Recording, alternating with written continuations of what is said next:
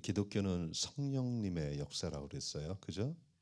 성령의 사역입니다. 그러니까 성령님이 오시면 계시가 뭔지 알게 돼요. 계시는 뭐냐면 하나님의 이름을 아는 거예요. 자, 마태복음에 보면 예수님께서 이런 말을 하고 계세요. 주의 이름으로 오시는 이여 할 때까지 너희가 나를 보지 못할 것이다. 그러니까 주의 이름이 무엇인지 모르고 있는 유대인들이에요. 예수와 예수를 하나님이 예수님인 것을 알 때까지, 그리고 그 예수를 부를 때까지 너희가 나를 보지 못할 것이다. 너희가 그것을 발견할 때 내가 이스라엘에 오는 땅이다. 오는 시간이다. 그죠? 그러니까 하나님의 이름을 아는 것이에요. 하나님을 모르는 사람은 없어요. 전 세계에. 하나님이 있다고 믿어, 없다고 믿어. 그러면 거의 95%는 있다고 믿어요. 55% 정도는 생짜 쓰는 거고 주먹을 믿지. 그러는 건 생짜예요. 생짜. 사실 다 하나님이 있다는 건 안 믿는 사람이 없어요. 그죠? 하나님 있지. 그럼 하나님은 믿어요. 근데 난 기독교가 믿을 수 없어. 이거죠. 무슨 얘기인지 알겠어요? 그러니까 기독교의 특징이 뭐예요? 성령님을 통해서 그 하나님의 이름을 아는 거예요. 예수와 예수. 무슨 얘기? 이게 계시예요. 첫 번째 계시예요. 그 계시가 끝나는 것이 아니라 그분을 알수록, 계시는 그리스도에 대한 계시라고 계시록에 그래서 그러는 거예요. 그죠? 예수 그리스도, 하나님이 어떤 분이시요? 그래서 예수님은 우리는 구세주로 얘기하는데 새동지나 모든 곳에 뭐예요? 주 예수를 믿으라 그래요. 주부터 나와요. 그분이 주와 그리스도가 되셨다. 그리스도부터 나오지 않아요. 그죠? 하나님이 그분이다 이 말이에요. 근데 그분의 이름을 아는 순간 그분이 또 뭐야? 메시아라는 거예요. 나를 위해서 죽으신 분. 이게 구원 사건이에요. 근데 그걸로 끝나는 것이 아니라 그분을 더 깊이 알면 알수록, 계시는 진리 가운데로 인도해요. 알면 알수록 우리에게 뭐가 주어져요? 또 다른 계시들이 풀리기 시작해요. 그것을 성화라고 그래요. 성화는 계시가 풀려진 거예요. 여러분, 예수 만났다고 성화가 즉시 되진 않아요. 주님을 알면 알수록 뭐요? 어떻게 돼요? 주님의 왕되심이 내 안에서 자꾸 이루어지는 거예요. 그냥 메시아가 아닐 뿐만 아니라 그분 왕이거든요. 그러니까 그의 나라, 그분께 순종할수록 나는 뭐예요? 성화가 되는 거예요. 그러니까 주님을 깊이 알아갈수록, 계시가 깊어질수록 성화가 돼요. 그래서 성경은 뭐예요? 주의 영으로 말미암았다. 고린도후서에. 그러다가 뭐예요? 이제 점점 변해서 영광으로 이루어져요. 그러니까 뭐예요? 계시는 점진적이라는 말이에요. 구원, 성화, 영화, 이제 주님 앞에 서는 거예요. 이게 다 주님에 대한 계시가 깊어질수록 나오는 변화예요. 우리 쪽에서는 변화라고 말해요. 하나님 쪽에서는 뭐예요? 하나님의 다스림, 하나님이 더 깊이 계시되면서 뭐예요? 우리가 하나님의 형상을 회복하는 것을 얘기해요. 그러니까 우리 쪽에서는 변화예요. 계시가 깊어지지 않으면 절대 변화가 없어요. 변화는 내 힘으로 할 수 없는 거예요. 주님을 깊이 알수록 자동적으로 일어나는 게 변화예요. 그리고 나서 그것뿐만 아니라 계시록에 보면 장래될 일이에요. 그분을 알면 알수록 그분의 플랜을 알기 시작해요. 이것도 또 다른 계시지만 계시의 두 가지인데요. 이 장래될 일을 통해서 우리는 뭐예요? 변화된 삶의 올바른 목적을 가지게 돼요. 그리고 이제 사도 바울이 얘기했던 것처럼 그분과의 동역자가 되기 시작해요. 이거 다 성령의 역사예요. 성령은 그분을 알게 하세요. 그리고 그분을 더 깊이 할수록 그분을 닮게 만드세요. 이게 계시의 포커스예요. 계시를 막연하게 생각해요. 또 하나 성령은 뭐예요? 이 땅에 보내신 이유, 그분의 하트, 그분의 플랜을 알면서 뭐예요? 그분과 동행하게 만들어요. 동역.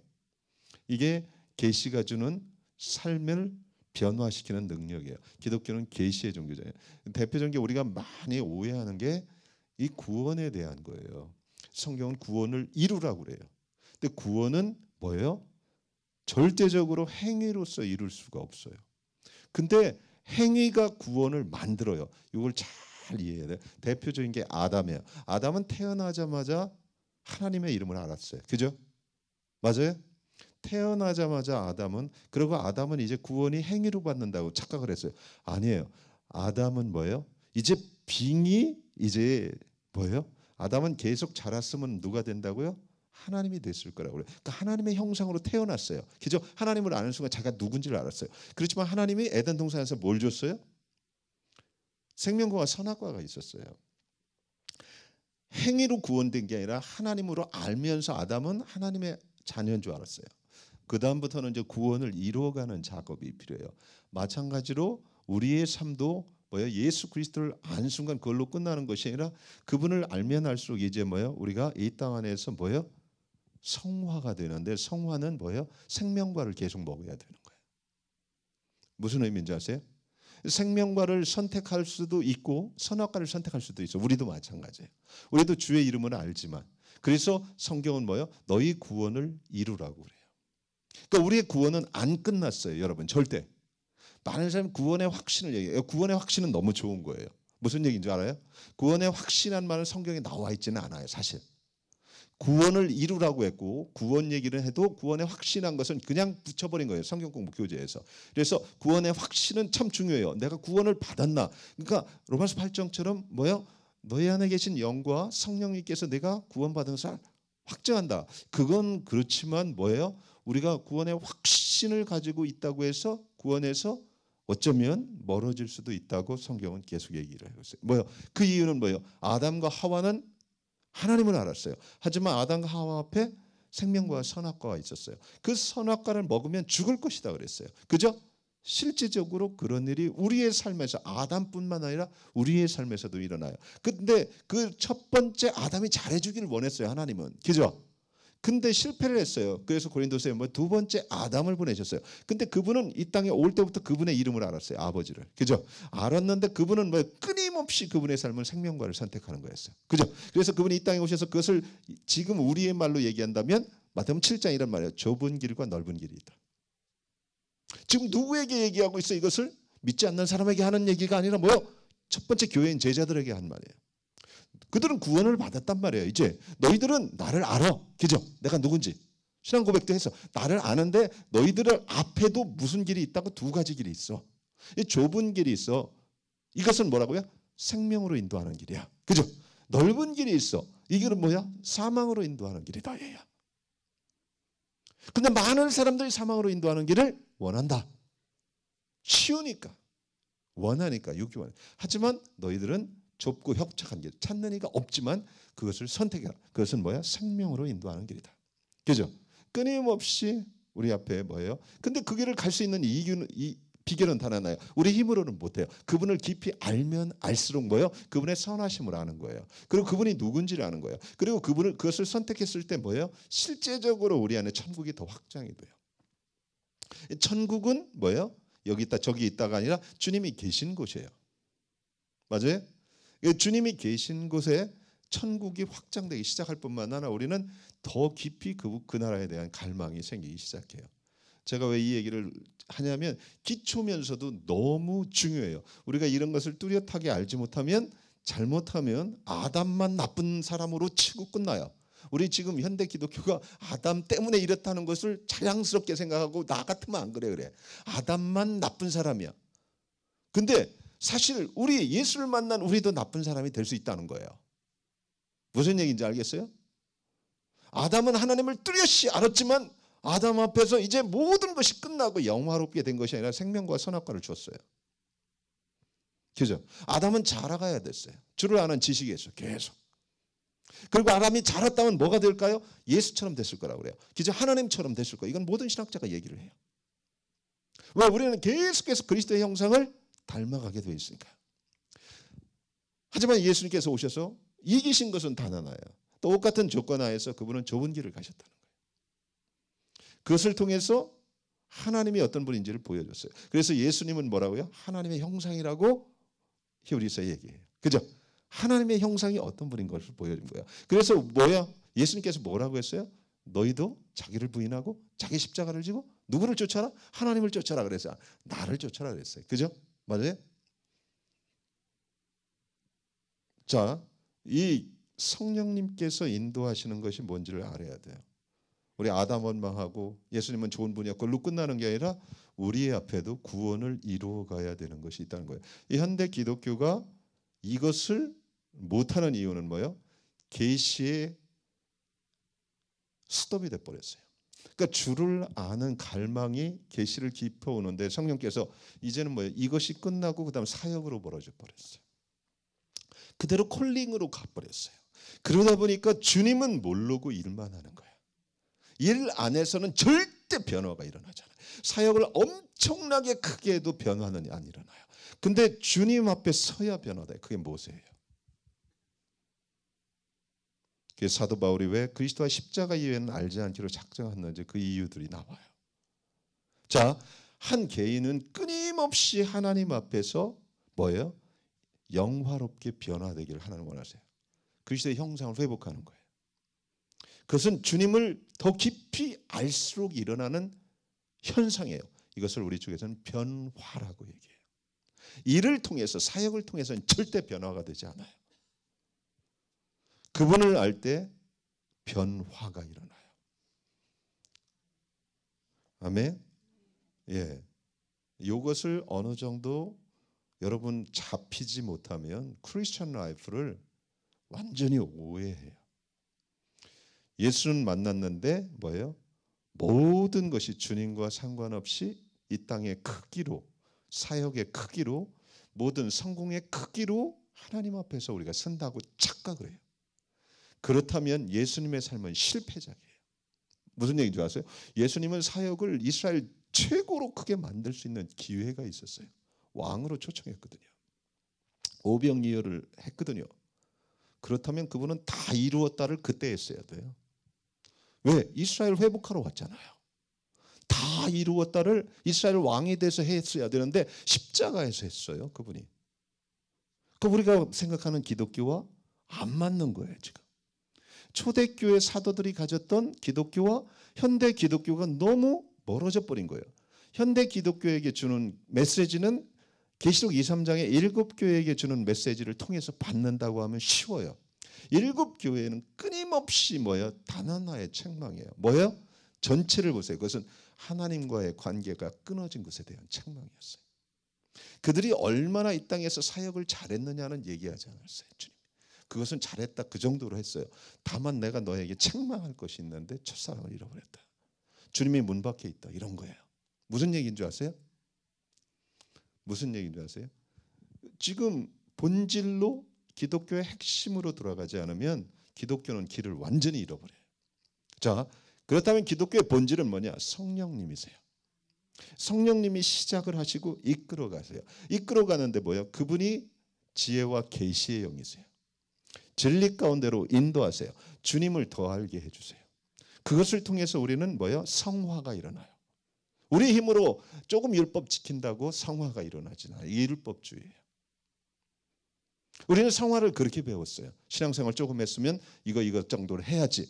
이것은 뭐예요? 완전 율법주의에 빠져버린 거예요. 자기의.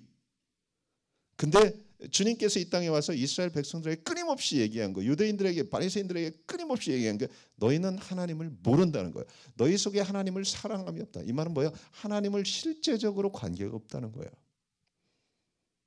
그런데 우리는 동일한 메시지를 지금 주님에게 들을 수 있어야 돼요. 자, 기독교의 핵심, 변화는 나의 능력으로 될 수가 없는 거예요. 주님을 보면 볼수록 모세처럼 영화로워지는 거예요. 변화산에서처럼 갑자기 충격을 받게 되는 거예요. 이게 계시예요. 그리고 하나님 나라도 뭐예요? 하나님 나라에 대한 그림을 분명히 알아야 돼요. 장래될 일은 단 하나예요. 장래될 일은 어떤 딴 것도 아니라 하나님의 플랜이에요. 하나님의 계획 속에 있는 것. 그죠? 근데 그 계획이 뭐예요? 나를 위한 게 아니에요. 이것도 굉장히 예언을 오해하는 게 이런 거예요. 예언은 내가 하나님께서 어떤 훌륭한 게 아니에요. 하나님의 계획이에요. 이게 올바른 계시예요. 요한계시록도 요한을 어떻게 사용하겠다는 그게 아니라 하나님의 플랜이에요. 다니엘서도 뭐예요? 마지막 때에 대한 하나님의 플랜을 얘기하는 거지. 이것을 통해서 다니엘이 뭐 영화로워지고 그게 없어요. 그것을 풀어주게 만드는 거예요. 예, 오늘 다니엘서 8장은요. 환상인데요. 이 환상은 사실 7장의 환상 후에 2년 후에 일어났어요. 이 환상을 보는 것이 1장에 보면 뭐예요? 1절에 보면 수산궁이에요. 수산궁이 어디인 것 같아요? 수산시장 옆에 있는 거. 그죠? 아닌가요? 이쪽은 수산궁이니까 광장시장 옆에 있는 거예요. 수산궁에서 다니엘이 봤는데요. 수산궁은 성경하고 관계가 깊어요. 에스더가 기록된 1장 2절에도 뭐 에스더가 수산궁에 있었어요. 그죠? 여러분 느헤미야도 어디 있었었죠? 수산궁에 술관을 했어요. 그렇다면 이 수산궁은 굉장히 역사적으로 중요한 장소라는 거죠. 왕이 있었던 곳이고요. 어쨌든 거기서 왕을 섬기는 자리에서 다니엘은 환상을 또 뚜렷하게 하나 봅니다. 그것이 오늘 본문인데요. 오늘 본문을 보면서는 조금 다른 환상 같은데 실은 제가 시간도 많지 않으니까 쉽게 풀어드리겠어요. 2장, 7장, 8장이 거듭된 반복된 환상이에요. 그러니까 계시의 점증성이에요. 계시는요 한 번으로 끝나는 것이 아니라 뭐요? 더 깊어지게 만들어지고 더 정확하게 만들어져요. 그러니까 한 번 계시 받았다고 이제 5년 동안 잠자고 있으면 뭐 하나님 안 주면 할 수 없어요. 하지만 하나님의 계획은 계속해서 주 앞에 나갈수록 계시에 대한 깊어짐이 있어요. 다니엘서 2장에 보면 느부갓네살이 뭘 봐요? 꿈에 신상을 보죠. 금신상. 그것이 시작이에요. 충격을 받게 되죠. 그 신상이 뭐예요? 머리는 금, 은, 동, 철로 돼 있죠. 그죠? 그것을 다니엘이 이제 뭐예요? 미래에 될 일로 풀어줘요. 그리고 나서 7장에 보면 다니엘이 환상을 봐요. 우리 저번 주에 7장을 풀었어요. 7장을 보면 다니엘이 본 환상인데 실은 그것을 다시 다른 모양으로 풀어줘요. 그래서 뭐예요? 금이 날개 달린 사자가 나와요. 그죠? 그리고 곰이 나오고 그다음에 표범이 나오고 그다음에 짐승이 나오는 그. 그리고 오늘 8장에는 보면 수양과 수염소가 나와요. 그죠? 근데 지금 느부갓네살은 죽었어요, 안 죽었어요? 이제 죽었어요. 금 역할을 했던 뭐예요? 사자 역할을 했던 느부갓네살은 죽었어요. 다 제 얘기가 아니라 후반부에는 다 풀어져요, 천사들이. 그죠? 이게 지금 오늘도 뭐예요? 수양과 수염소와 나라와 왕임을 얘기해요. 뿔들이. 뒤에 가브리엘이 설명을 해주잖아요. 그래서 내가 처음에는 이해가 안 돼도 끝까지 잘 읽으면 그 답이 나옵니다. 예, 여러분들 그게 천천히 읽었을 거예요. 여기서 보면 수양은 뭐예요? 메대와 바사라고 얘기를 해요. 그죠? 수양에 두 뿔이 있었어요. 그죠? 메대와 바사에게 한 뿔이 더 길어요. 이 말은 이제 천천히 설명해 줘야 되는데 여러분 또 졸까봐 빨리빨리 해줍니다. 바사가 늦게 일어났어요. 근데 바사가 뭐예요? 메대를 다 잡아버려요. 그러니까 한 뿔이 같이 일어났는데 늦게 난 뿔이 결국은 이겨요. 지금 이것을 후반부에 가브리엘이 다 설명을 해주죠. 바사는 200년 후에 일어나서 실제는 바사가 점령을 해버려요. 어쨌든 메대와 바사가 있었어요. 그 다음에 어떤 한 마리가 튀어나와요. 분노 차서 그 누구의 수염소예요. 수염소가 나와서 수양을 죽여버리죠. 그죠? 수염소도 뿔이 나와요. 근데 이 수염소는 뭐예요? 헬라를 얘기해요. 뒤에 보면. 그죠?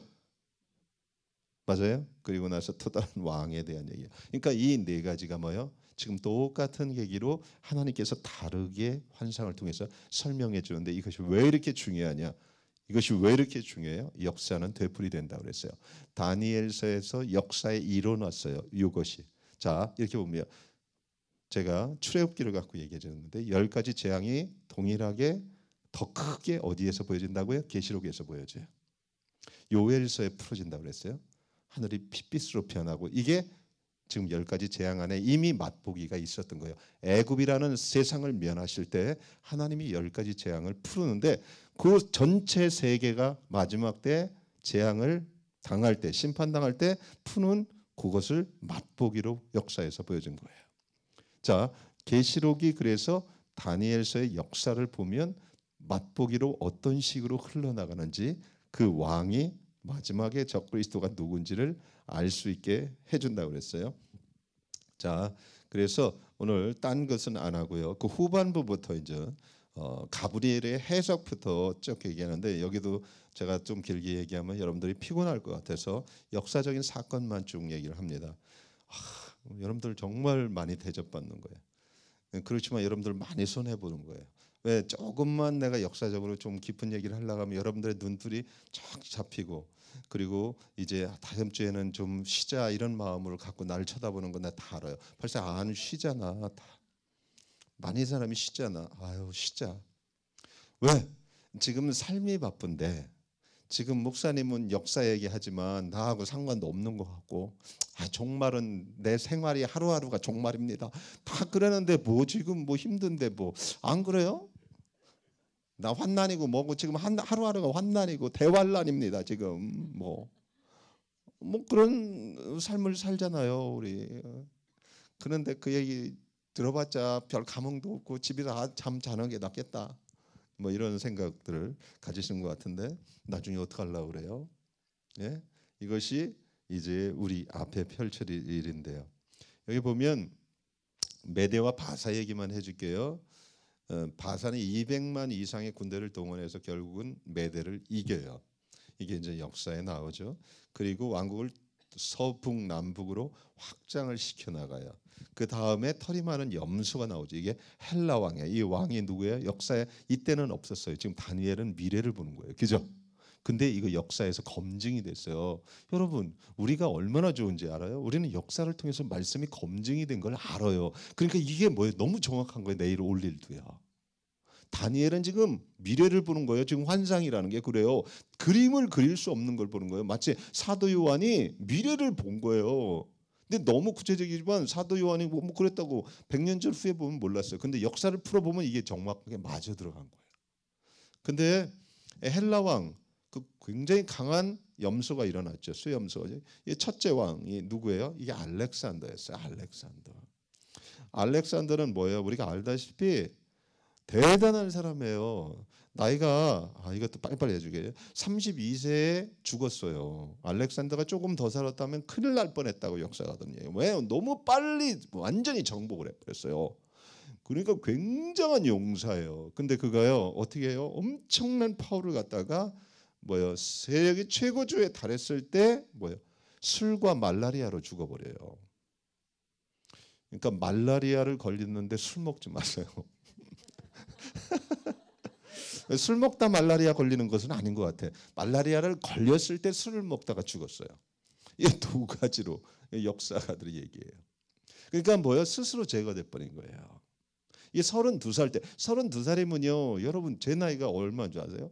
날릴 때 여기 32살 먹은 사람은 모를 거예요. 32살 안 먹은 사람도 있지만 그 사람들 32살이 얼마나 날려는 거, 그죠? 50대 정도 되는 사람들 32살 하면 어떤 그림이 그려요?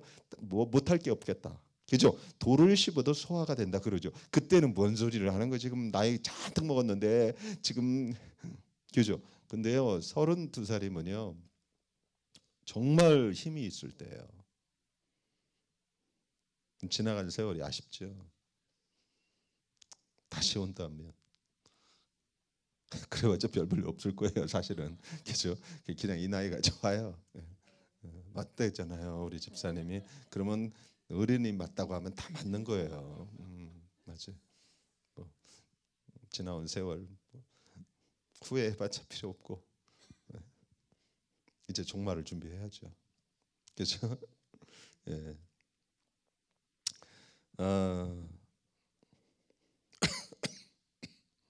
이 알렉산더가 32살에 죽었는데요. 자손이 없었어요. 그러니까 하나님은 꼭요. 하나님의 스케줄을 이끌어가는데 꼭 어려움, 완전하지는 않아요. 이 사람이 후손이 없었어요. 후손이 없다 보니까 나라가 어떻게 돼요? 그 큰 나라가 네 조각이 나요. 그걸 또 얘기하면 네 뿔이 난다고 그랬죠. 그죠? 한 뿔이 강하다가 그대로 얘기해 헬라라고 그러죠. 여기 지금 뭐요? 지금 그림이 안 그려져요. 저 염소가 나 뿔이 있고 막 하나가 막 이렇게 하니까 이게 뭔 소리냐? 지금 다니엘은 너무나 정확한데 가브리엘이 와서 설명을 해주는데도 이 말이 사실 뭔지 그림이 잘 안 그려졌어요. 그러니까 나중에 뭐요? 일을 못 볼 정도로 힘들었어요. 계시를 깊이 받아도 힘들어요. 이게 뭔지를 모르니까 설명을 들어도 이거 구체적으로 여러분 벌써 5년 후에 대통령이 누구고 그가 이런 일이 일어날 거고 이렇게 하면 여러분들이 뭐 이해가 되겠어요? 왜 이런 걸 나한테 보여줘갖고 힘들게 하나? 그냥 뭐 편하게 살게 만들지 뭐 그런 생각도 했을 거예요. 근데 실제적으로 나라가 네 조각이 나요. 네 장군에 의해서 그 네 장군이 그것도 쭉 얘기를 하려면 길고요. 이름만 얘기해드릴게요. 프톨레미와 카산더와 레지마쿠스와 셀류커스라는. 셀류커스는 좀 알 필요가 있어요. 셀류커스는 뭐냐면 그 당시 시리아와 이스라엘과 메소포타미아까지 영역을 갖고 있었던 저 네 명의 장군이 네 나라로 이제 그 대륙을 왕국을 가진 거예요. 왜 셀류커스가 중요하냐? 하나님의 모든 역사의 사관의 핵심은 어디라고요? 이스라엘이에요. 이스라엘. 오늘도 그렇죠. 거룩한 백성, 영광스러운 백성을 그들이 누가 건드느냐, 이것이 역사를 그러니까 뭐요? 시간 개념이 아니라 뭐요? 이스라엘 개념이에요. 하나님은. 우리는 역사가 뭐요? 몇 년도에 뭐 일어났고 몇 년도 뭐. 근데 하나님의 개념은 쭉 하는데 이스라엘과 예루살렘으로 포커스를 모두 둬요. 이 땅에서는 누가 왕이 되고 크고 뭐 별로 중요하지 않아요. 누가 건드렸냐를 갖고선 얘기해요. 거기를. 무슨 얘기인 줄 아세요? 우리나라의 역사는 전 세계 역사하고 별 상관이 없어요. 한국을 누가 몇 번 건드렸냐가 우리나라 사관이잖아요. 그죠? 일본, 몽고 어떻게 들은 놈 뭐 이렇게 해갖고 부탁하지. 그 당시에 뭐 미국 대통령이 누구 우리 별로 그런 거 관심 없잖아요. 그죠? 이게 한국 사관이에요. 마찬가지로 하나님의 사관은 뭐예요? 이스라엘이에요. 이스라엘. 예루살렘이에요. 왜? 그 거룩한 땅이고 내 땅이고 그것이 하나님 오실 땅이고 그것을 통해서 모든 역사가 세계 역사가 다스려질 곳이기 때문에 하나님의 사관은 그걸 알아야 돼요. 그래서 그것에 눈이 열린다면 이제 나오는데요. 여기 보면 네 뿔 중 하나가 얼마 후에 일어나요. 그죠? 한 뿔이 일어나서 23절 25절 보면 그 왕은 얼굴이 엄장하다고 굉장히 어미스러워요. 술수에 능한 자라고 그러죠. 거룩한 백성은 그의 특별한 압제의 대상이 되기 시작해요. 이제 뭐요? 이스라엘을 통치하는 정도가 아니라 이제 압제하는 한 왕이 든 거예요. 왜 이것이 중요하냐면 마지막 때를 동일하게 계시록에서 또 다니엘서 후반부에 계시가 깊어지면서 마지막 때하고 연결을 시켜줘요. 그러니까 요 왕이 일어났었어요. 그것을 내가 설명해요. 또 일어나요. 마지막 때. 무슨 얘기인지 알겠어요? 제가 그랬죠. 앞에서 맛보기로 역사에 보여주고 그것이 점진적으로 그래야지 계시록이 풀린다고. 다니엘서가. 지금 그래서 요 왕을 좀 알아야 돼요. 그래서 뭐예요? 많은 사람들이 안전하다고 생각할 그때에 갑자기 그가 돌변해서 생명을 잃게 하는 일들이 벌어져요. 그는 뭐예요? 결국은 이스라엘과 하나님을 대적하는 사람이 돼요. 그래서 하나님에 의해서 스스로 제거가 된다. 그것이 오늘 본문이에요. 그는 뭐예요? 사실 오늘 본문에 보니까 뭐예요? 사단에 의해서 일어난 왕이고요. 그죠? 사람에 의해서 제거되는 게 아니라 하나님에 의해서 제거가 되는 마지막 적그리스도예요. 이제 그 얘기를 하는 거예요. 근데 여기에서 기록된 왕이 실제로 있었어요. 이게 안티오코스 4세예요. 에피파네스라고 이름을 여러분 역사에 보면 나와요. 실제 일이 이루어졌어요. 일어났어요. 그는 아주 난폭했어요. 그래서 형제를 죽이고 왕이 됐어요. 형제, 자기 형제 왕이 되고 싶어 갖고요. 175년에 권력을 잡았는데 BC 170년에 이집트의 프톨레미 4세가 안티오코스를 공격했을 때 안티오코스는 이집트를 도리어 침략을 해버려요. 그리고 점령을 하고요. 이집트 왕이 돼서 구절에 나오듯이 남쪽으로 자꾸 확장을 하기 시작해요. 이 정복을 마치고 오는 길에 그는 예루살렘에 안 좋은 사건이 발견했다는 소식을 듣고 예루살렘을 갓버려서 집에로 가지 않고 정복을 해버려요. 그리고 그걸로 끝난 게 아니라 이것에 의해서 이 사람에 의해서 예루살렘 성전이 완전히 회파돼 버렸어요. 더럽혀졌어요. 그리고 뭐요? 보물을 약탈했고 절기와 매일 드리는 제사를 오늘 얘기한 것처럼 2300주야를 이 사람이 끝내버려요. 유대인은. 이게 첫 번째 암흑기예요. 역사에서. 이 사람이 2300주야가 끝났을 때 실제 역사에 6년 정도거든요. 2300주야가 무슨 숫자 연수로 하면 6년 전. 이 6년 후에 우리가 신구약 배경사를 통해서 여러분 신학을 하거나 교회에서 가끔 듣는 사람은 마카비라는 사람이 있어요. 마카비가 일어나서 이스라엘의 절기와 성전을 일시적으로 회복하는 사건이 있습니다. 이때까지 600년을 이 사람이 600년이라네 6년 동안을 예루살렘을 예언대로 회파시켜버리고 제사를 없애고 안식일을 폐지하고 어떻게까지 악했냐면 유대인들에게 돼지고기를 먹여요. 안 먹으면 죽였어요. 유대인들은 돼지고기 먹어요, 안 먹어요? 우리는 좋아하죠. 이스라엘에 가서 돼지고기 구워 먹으세요. 삼겹살. 그러면 뭐 그냥 뭐 행복하실 거예요. 가만두지 않을 거예요. 유대인들은 근데 유대인들에게 돼지고기를 먹였어요. 안 먹으면 죽이고요. 그러니까 그 정도로 유대인을 회파시켜 버린 사람이에요. 절기를 없애버리고요. 완전히 이방화시키려고 만들었어요. 그러니까 목숨 걸고 요 얘기한 대로 뭐요? 거룩한 백성을 회파시킨다고 그랬죠. 이게 실제적으로 있었어요. 안식일, 제사, 절기 뭐 모든 것을 모세의 법을 따르는 걸 다 막아버렸어요. 그리고 우상의 제단을 예루살렘에 세웠어요. 이 사람이. 오늘 성경의 본문대로 또 이것이 뭐예요? 마태복음 24장에 보면 예수님께서 멸망에 가증한 것이 마지막 때 어디에 쓴다고 그래요? 그 자리에 쓴다고 그래요. 그러니까 뭐예요? 이게 역사에서 다니엘이 끝을 보면서 한 파트에 보는 건데 그것이 이미 성취가 됐어요. 그리고 이제 예수님께서 다시 오셔갖고 뭐라고 해요? 예수님 오셨잖아요. 마태복음. 고일이 다시 일어날 거예요. 이것은 이제 전 세계적으로 이제 이스라엘이 무너지고 마지막. 여러분 이것을 알려면 스가랴 12, 13, 14장을 보면 돼요. 스가랴 12장에 보면은 뭐요? 연합군들이 와서 유대를 침공할 때 예수님께서 오세요. 그 얘기하려면 또 길고 어쨌거나 하도 얘기 들어서 알죠. 14장 그래서 그분이 재림하기 직전에 일어나는 아마겟돈 전쟁이 있고 뭐 그 계시록하고 다 연결이 돼요. 무슨 얘기인지 아세요? 뭐요? 지금 이것이 근데 역사에서 맛을 보였어요. 요때 누가 개입을 했다고 그래요? 오늘 본문에 보면 하늘의 하나님이 개입을 해버린 거예요. 그리고 그를 제거시켜버려요. 그리고 회복을 시켜요. 하나님의 땅으로. 하나님이 만왕의 왕이 그분이 그 땅을 회복하고 영광을 받으세요. 근데 이것이 지금 우리의 눈으로 이 사건을 계시록과 연결을 해보면 말이 잘 안 돼요. 너무 떠요. 근데 다니엘이 본 것은 뭐예요? 지금 눈앞에 있는 세대고 그것이 제가 그랬죠. 창세기를 놓으면 어떻게 된다고요? 창세기 1, 2, 3장을요. 파워포인트에 놓으면 끝에 뭐가 보여요? 계시록이 보여야 돼요. 자, 파워포인트에는 우리가 작은 것을 넣으면요. 확대돼 갖고 저기에 나와요, 안 나와요? OHP. 나오죠. 창세기 1, 2, 3장에 보면 생명과 선악과가 나와요. 이게 대충 하나님 창조하시고 에덴 동산의 그림이. 근데 계시록을 끝을 딱 보면 어떻게 돼요?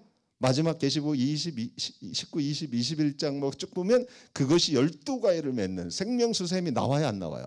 그 에덴이 본격적으로 보자고 더 크게 팍 나와 버려요. 뭔 말인지 아시겠어요? 그러니까 성경이 다 떨어진 게 아니라 하나님께서는 완벽한 구조와 틀을 가지고 이끌어주고 있는 거예요. 창세기가 열리는 것은 성령의 사건이라고 그랬어요. 제가 그랬어요. 하나님 천지를 창조하셨다. 이건 믿을 수가 없어요. 지금 이거 갖고도 아직도 말은 많아요. 뭐 공룡이 있었냐 그때 뭐 하나님 그거 갖고 몰라. 공룡도 만드셨겠지. 근데 그것이 뭐 지금도 말이 많아요. 근데 중요한 것은 그것은 그거 하는 사람들한테 맡기고 우리들은 하나님이 창조하셨는데 일일이 다 얘기를 하지 않았어요. 다만 우리가 포커스해야 될 것은 이 땅의 것도 포커스해야 되지만 그건 과학자들의 몫이고요. 그 하나님을 모르는 사람 결국 하나님 만나게 만들. 우리는 뭐예요? 지금 하나님과 하나님의 플랜을 볼 수 있게 하는 게 성경이에요. 성경은 모든 걸 다 써서 그때 미들 미칠 날 창조한 후에 둘째 9시 10분 15분쯤에 공룡을 만들었다. 그때 공룡에서 사이프러스 뭐 요 종류가 요때 나왔고 요렇게 쓰려면 이 책을 갖고 어떻게 다 써요. 무슨 얘기인 줄 아세요? 하나님의 역사관은 뭐라고? 전부 쓰는 게 아니라 이 땅의 회복으로 해서 예루살렘을 기점으로 쓴다 이거죠. 그래서 성경을 통해 성경 행간에 나오는 걸 연구하려고 하는 것을 신학자들 몫에 맡기고 그런 거 다 그것도 이론이에요. 그거는 이전 학설이 있다, 이런 학설이 있다, 뭐 탄수로 하니까 6억 년 전이다, 그거 이론이에요. 근데 분명한 것은 뭐냐? 우리가 하나님이 어떤 분이신가, 하나님의 플랜과 우리가 가야 할 것, 에덴이 어떤 곳인가, 그거는 분명히 알고 있어야 된다는 거예요. 무슨 얘기인지 아세요? 마치 그랑 똑같아요. 우리 집안에 소파가 언제 들어왔는지 그 아는 사람 어디 있어요? 어느 집에서 누가 줬는지 몰라. 알긴 알아. 근데 그게 믿음 미칠라 들어. 그냥 앉아서 쓰고 있어. 제일 중요한 게 나야. 우리 사람이야, 가족이지, 그지? 소파가 저기 안 들어갔고 왜 저기 저렇게 옆으로 놓여 있을까? 왜 45도야 저게? 저걸 보면 들어올 때 아마 이게 날르는 사람이 4명 반이었던가? 그러니까 저게 약간 45도가 끊어졌지. 뭐 이거 각도를 갖고 45도 사는 설이 하나 나올 테고. 아니야, 그때 3명이 나오면서 힘이 줄었어. 그러면서 이렇게 된 거야. 3명 설이 나올 수 있고. 무슨 얘기인지 아세요? 뭔 얘기인지 모르는 거야. 소파에 앉으면 돼. 갖다 놨으니까 편하게. 뭔 얘기인 줄 아세요? 앉는 사람이 중요하지. 사람은 연구 안 하고 맨날 소파가 저 빨간색이에요. 이유가 뭐야? 저거는 광합성의 영향을 받아서 몇 년 전에 탄수화물을 그거는 그냥 그 사람들 몫으로 맡겨. 가구상. 무슨 얘기인지 아세요? 진짜 중요한 것은 뭐요? 만든 분하고 그 안에 숨쉬는 사람이라는 거, 패밀리라는 거예요. 가구는 바꿀 수도 있고. 이 포커스를 가지고 하나님은 성경을 기록하신 거지, 성경 안에서 기원전 몇 년을 따지려고 해본 적이 없다는 거죠. 그러면 성경으로 그분을 담을 책이 없다고 요한복음이 그러죠. 그죠? 그분이 33년 동안, 아니 공생에 3년 동안 한 일도 이 땅에 책으로 담을 수 없다고 사도 요한이 그러잖아요. 엄청나게 많은 일을 했어요. 근데 그분이 하나님이시고 메시아라는 것을 얘기하기 위해서 쓴 게 복음서라는 거죠. 제 말이 무슨 얘기였죠? 그분이 태어나자마자 울 때 여자 울음소리가 섞여서 났다. 과연 여자인가? 부터 그분이 이름이 이랬다. 왜 예수인가? 뭐 그런 거 갖고 얘기하지 말자는 거죠. 그것도 그 연구하는 사람들이 있고요. BC 167년에 12월 16일에 유대인들은 부정한 제물을 드리고 돼지고기를 먹도록 강요 받았어요.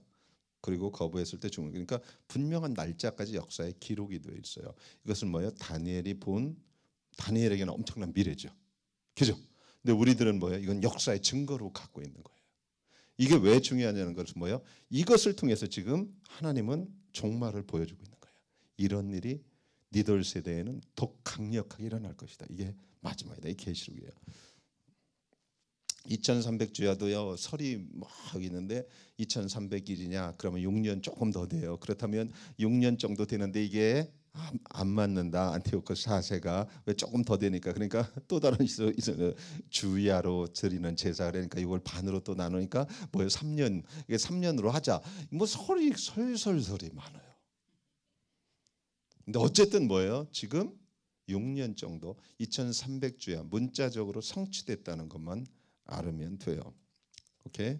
그래서 다시 한번 말하지만 하나님께서는 뭐예요? 지금 2장, 7장, 8장 세 가지 환상이 느부갓네살이 보고 다니엘이 본 두 가지가 다 다른 짐승과 다른 모습으로 보게 되는데 뭐예요? 지금 계시는 점진적으로 반복적으로 구체적으로 역사를 얘기해 주고 있는 거예요.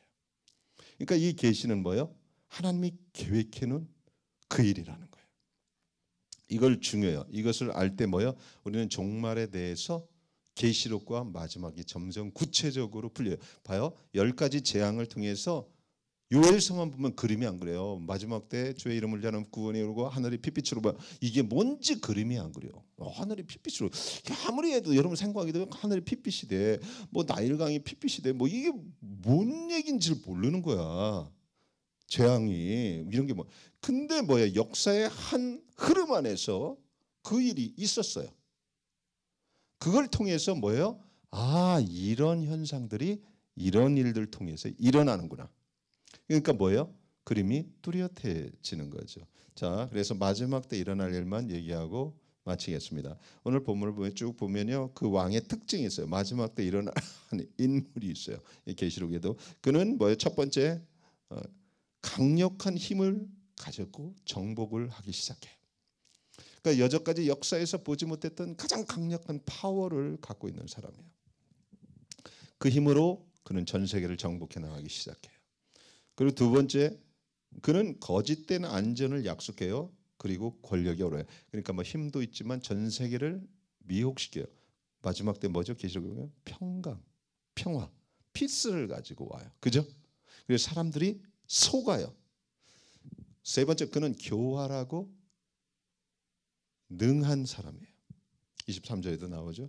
교활한 사람이 어떤 건지 알겠죠. 자기 속을 가지고 겉으로는 다르게 품는 사람이에요. 그리고 네 번째, 그는 다른 이에게 조종받을 거라는 거죠. 여기 오늘 본문에도 나왔죠. 그건 뭐예요? 사단에게 조종을 받는 사람이라는 거예요. 계시록에 보면 짐승도 나오고 거짓 선지자도 나오죠. 그죠?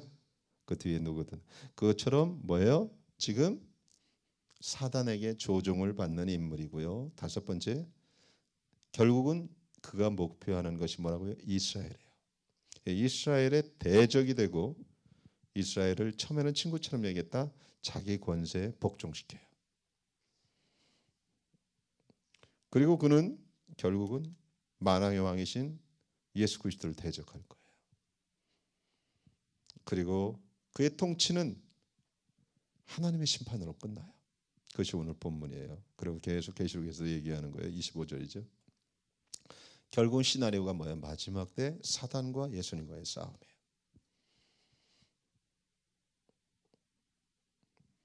자, 이제 말씀을 다 여기까지 하면 안 졸리죠. 이렇게 하니까 막 너무 계시가 중요해요. 계시의 순서는 장래될 일이 되면 큰일 나요.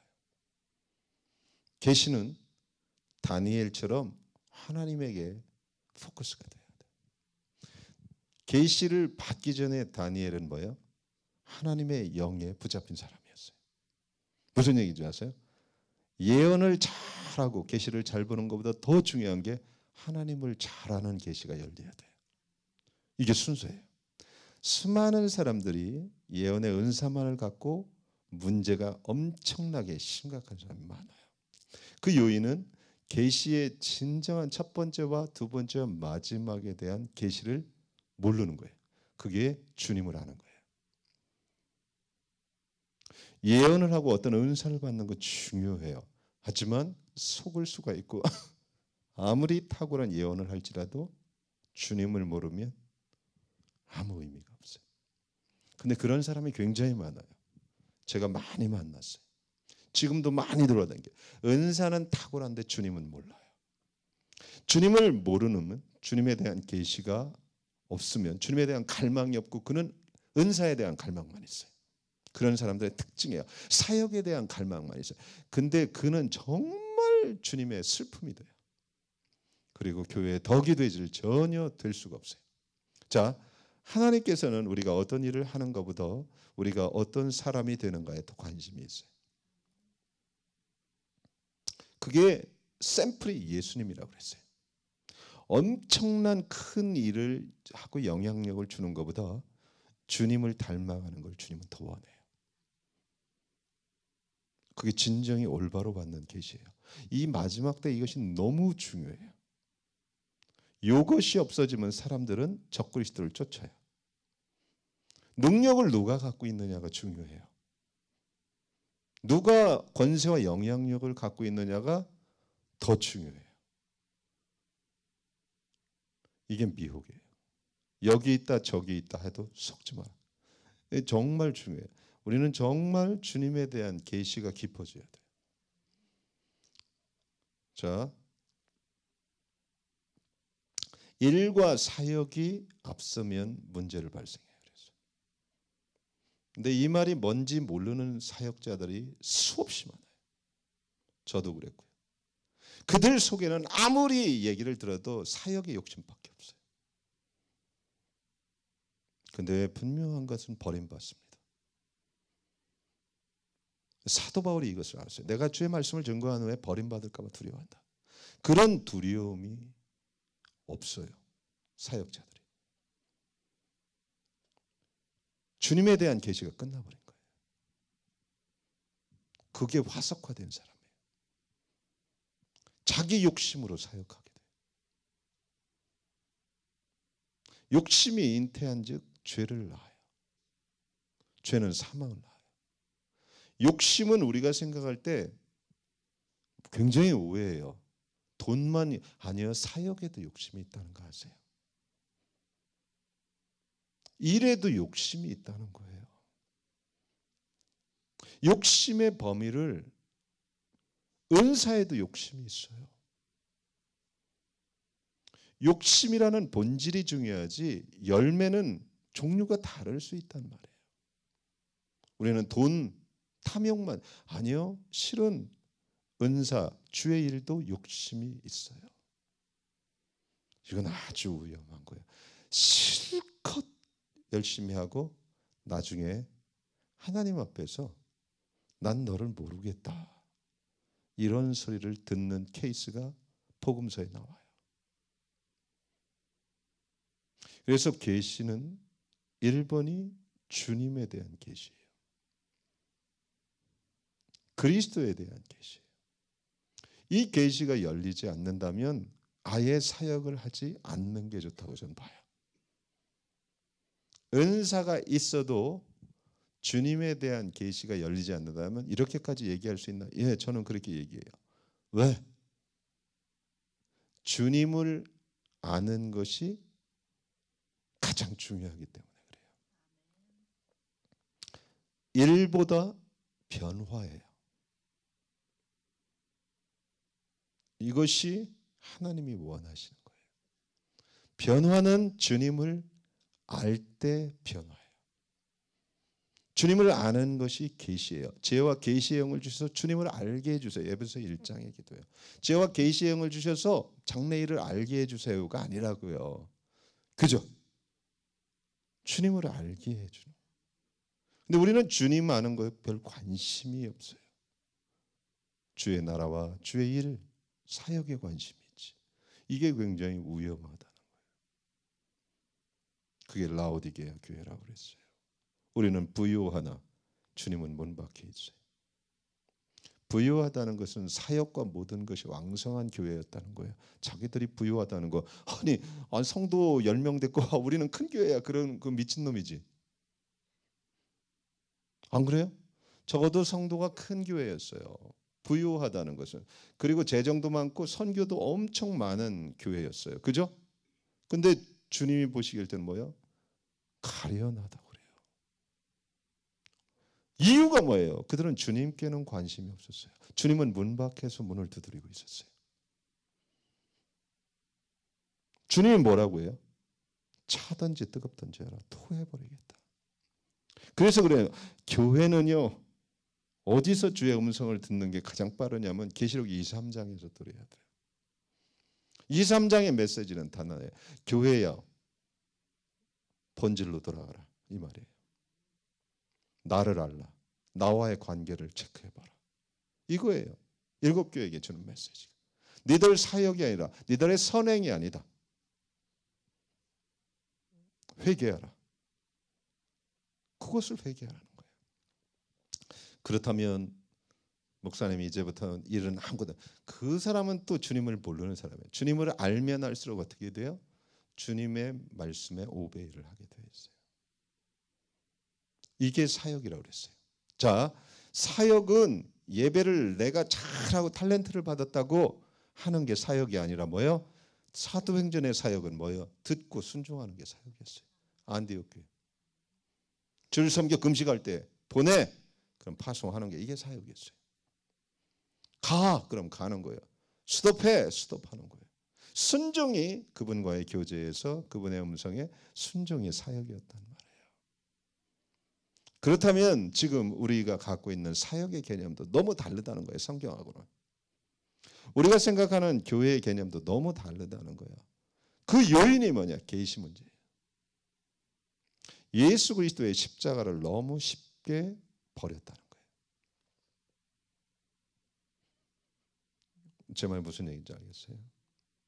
그래서 여러분 개개인이 우리 교회가 지금 제 이론을 얘기하는 게 아니에요. 지금 성령이 교회들에게 말하는 소리를 들어야 될 때라는 거예요. 그것은 뭐예요? 주님을 알기를 힘써야 된다는 거예요. 위대한 사도 바울이 그 기도를 하면서 살았다면 우리들은 얼마나 더 그 기도를 해야 합니까? 맞아요? 지혜와 계시의 영을 주셔서 제가요 1000원 확 부면 알고요, 착 부면 알고요, 손만 대면 100명 푹 났고요, 쓰러지고요. 이건 주님이 아는 거고요. 주님을 알게 해주세요. 주님을 알 때 변화가 일어납니다. 이것이 성령의 사역이에요. 사랑하는 여러분, 다시 한번 말합니다. 일이 아무리 크다고 해서 일을 통해서 변화는 일어나지 않습니다. 사람 안 변해요. 여러분 알잖아요. 제가 말씀을 수없이 전하지만 저도 그렇고 우리 교회 오래 있는 사람은 뭐 7년 안 변해요. 진리를 몰라서 안 변하나요, 여러분? 이제 그만큼 들었으면 다 아는데 뭐 그죠? 주님을 몰라서 안 변해요. 맞아요? 성경을 몰라서 안 변하나요? 성경 공부 그만큼 했잖아요. 하경삼을 1년 했지, 십자가의 복음 1년 했지. 어떤 그 정도 알으면 다 아는 거죠. 여러분 그 정도만 알으면 어디 가서 사역할 수 있어요. 전도사님 할 수 있단 말이에요. 다 할 수 있어요. 일하려고 우리 성경 배우나요? 그 목적이 이상하잖아요. 그죠? 맞아요?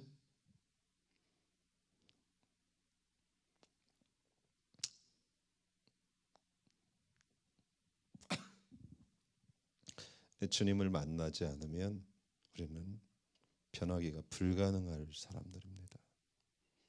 그래서 정말 제와 계시예요. 성령님 주님을 알게 해주세요. 이게 올바른 계시.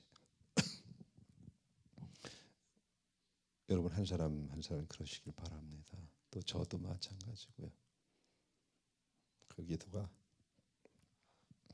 우리들의 기도가 되길 바랍니다. 우리 같이 기도합시다.